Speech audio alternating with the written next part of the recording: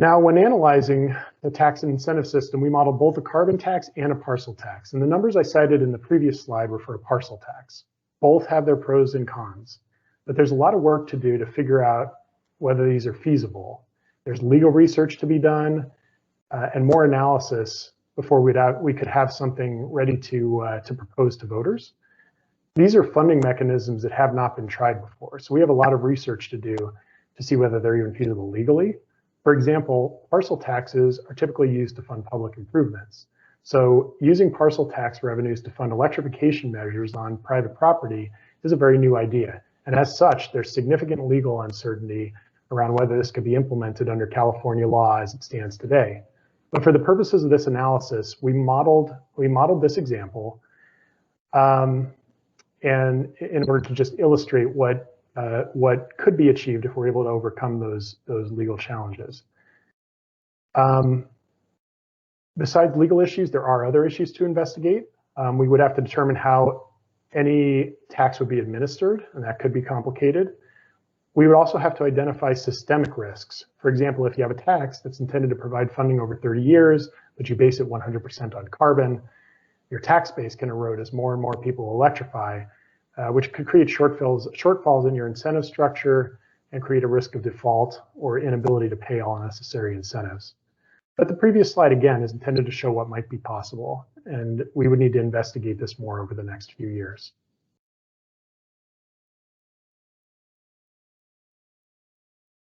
So obviously, this whole program is a heavy lift, and it will require a lot of outreach to the community to get buy-in and a lot of research on how to fund it.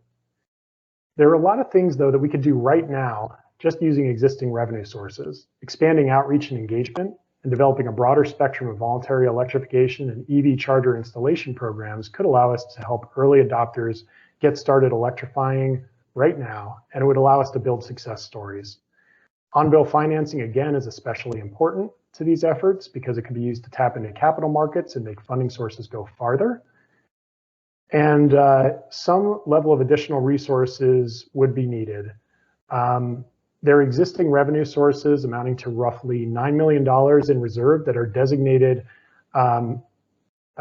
for emissions reduction purposes. This includes about $6.6 million in low carbon fuel standard funds and about $2.5 million in funds related to the cap and trade program. And there could be in the ballpark of $1 to $2 million per year going forward from these sources. And we're also looking at identifying other possible sources. This could fund at least some of the work that would need to be done. We'd also need to analyze the staffing needed to run these programs. And of course, we would want to research partnerships, temporary staffing arrangements, and vendor contracts that we could use as much as possible to minimize new permanent staff additions during difficult economic times.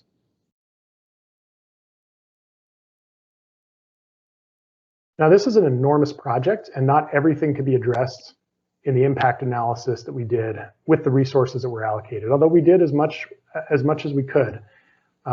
We maximized the work done by AECOM, our city's consultant, and we brought as much additional work as we could in-house to move analysis forward, as much as we could handle given competing staff commitments. And while we accomplished a lot, there are definitely some additional studies that need to be done. So, for example, we know that to achieve, we were talking earlier about how achieving the rate of transformation needed to achieve these goals by 2030 requires the capacity to handle thousands of homes and businesses electrifying and thousands of chargers being installed each year to support thousands of new electric vehicles. This scaling up to handle this sort of transformation requires improvement to business processes and simply a large amount of funding and incentives. And while we have some ideas to investigate about how to get that funding and some very preliminary ideas about what sort of staffing or contract resources would be needed to handle those processes, we have a lot more research to do before we know, again, what funding options might be viable and before we have a real staffing and business process plan in place. So that needs to happen over the next few years. We also need to figure out how to get that additional 8% savings that that I referenced earlier, and we need to figure that out sooner than later so that we can begin work on achieving those results. There are also other issues to analyze as well. For example, electric system resiliency and reliability will be absolutely critical. We need to be able to give our community confidence that their electricity will be there during emergencies and that they can rely on their electric system. And so having both plans for being able to support solar and storage and other forms of local resiliency is critical, as well as making sure we're investing adequately in our electric system to preserve reliability as well. We also have to study the transition of the gas system. And again, if we want to reach these goals by 2030, we need all this research to be happening right now at the same time as we implement the voluntary programs and outreach efforts that I just discussed. And all of that's needed to provide a foundation and convince the community that we'll be ready to ramp up with mandates and some kind of a tax system sometime around 2024, most likely.